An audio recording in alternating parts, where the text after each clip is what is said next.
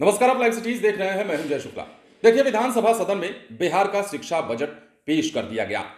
सवाल ये मन में उठ रहा होगा कि इस शिक्षा बजट में किसे फायदा मिला, इस शिक्षा बजट में छात्रों को क्या मिला और इस शिक्षा बजट में शिक्षा के विस्तारीकरण को लेकर, शिक्षा के सुधार को लेकर क्या कुछ मिला।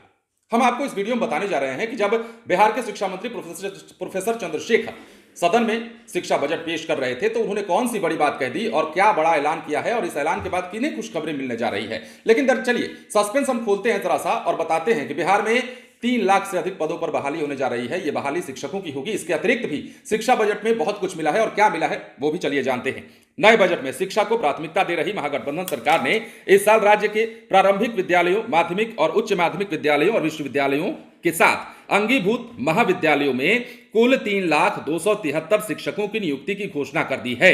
बिहार विधानसभा में पेश करीब 404 अरब 50 करोड़ रुपए के शिक्षा बजट पर वाद विवाद के बाद सरकार के उत्तर में शिक्षा मंत्री प्रोफेसर चंद्रशेखर ने इसका ऐलान कर दिया। उन्होंने कहा कि प्रारंभिक विद्यालयों में 80,000 और माध्यमिक और उच्च माध्यमिक विद्यालयों में 1,30,000 शिक्षकों की नियुक्ति होगी। इसके लिए नई शिक्षा नियुक्ति नियमावली जल्द लागू की जाएगी। प्रोफेसर चंद्रशेखर ने सदन को बताया कि प्रारंभिक विद्यालयों में 6,500 शारीरिक और स्वास्थ्य अनुदेशकों की नियुक्ति होगी। प्राथमिक विद्यालयों में 40,506 प्रधान शिक्षकों और उत्क्रमित माध्यमिक और उच्च माध्यमिक विद्यालयों में 6,000 प्रधानाध्यापकों की नियुक्ति की जाएगी। इसके अतिरिक्त 7,306 कंप्यूटर शिक्षकों की भी नियुक्ति होगी। इसके अलावा विशेष अभियान चलाकर शिक्षक पात्रता परीक्षा लेकर 26,500 उर्दू, अरबी और फारसी विषय के शिक्षकों की नियुक्ति होगी। इसके अलावा राज्य के विश्वविद्यालयों और अंगीभूत महाविद्यालयों में 3,461 सहायक प्राध्यापकों की भी नियुक्ति की जाएगी। इसके साथ ही बिहार के शिक्षा मंत्री ने सदन में यह भी कहा कि सरकार हर वर्ग के बच्चों तक शिक्षा पहुंचाने के लिए कुल बजट का बड़ा लगभग भाग जो है 22% हिस्सा शिक्षा पर खर्च कर रही है।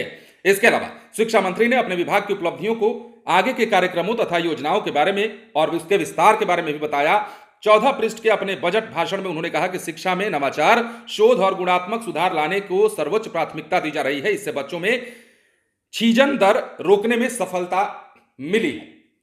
काम किए जा रहे हैं, शिक्षा विभाग में काम हो रहे हैं और शिक्षा की स्थिति को बिहार में सुधारने की दिशा में काम हो रहा है। जिस प्रकार सदन में शिक्षा मंत्री ने अपना अभिभाषण दिया और शिक्षा का जो बजट पेश किया गया उसके दौरान यह बात भी सामने आई कि बिहार में अब लाखों शिक्षकों की जो है भर्ती होने जा रही है और किन किन विभागों में, किन किन विद्यालयों में, महाविद्यालयों में जो भर्ती होगी वो भी हमने आपको बताया।